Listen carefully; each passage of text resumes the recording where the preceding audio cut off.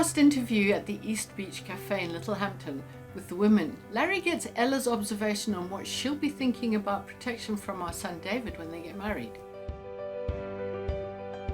She is an NHS nurse, and her point of view in marriage shows a different kind of health, one you wouldn't expect. Thank you for joining us.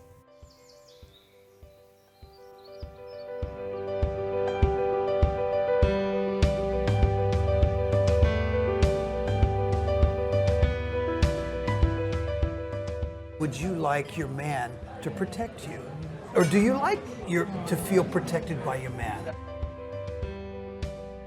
What kind of protection will you be expecting from David?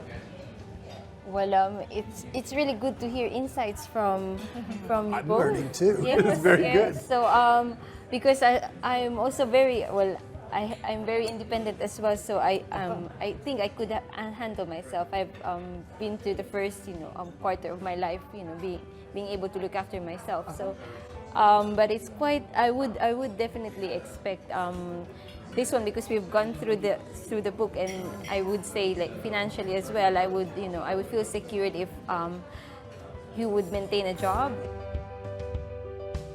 So him having a job is Yes. part of protection. Now that's interesting, don't you find? That's very interesting. Like, because That's part of I would say that it doesn't have to be him who would be the breadwinner of the family. It is a shared responsibility, Okay. I believe. Okay. So, but it's good to know that he can have that responsibility of keeping a job and holding that down. So that's quite important, because you'd want to have that security when you go further, like with having children. So you'd have to. The reasons why I feel that there are sometimes disputes between man and wife is because we give different weightings to things. Like, for instance, if I'm driving my car and my wife is in my car, I've since learned that her comfort in our car is very important. So she tends to want me to drive slower than she would drive. For example, when I'm on the motorway, I will tend to want to do the full 70, and she feels much more comfortable at 60.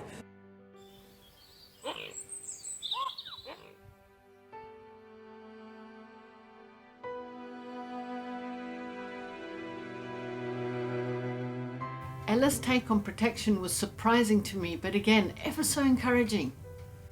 For next week's video, there is a problem in some marriages where not only is a spouse not protected, but actually is attacked. It has a name: abuse.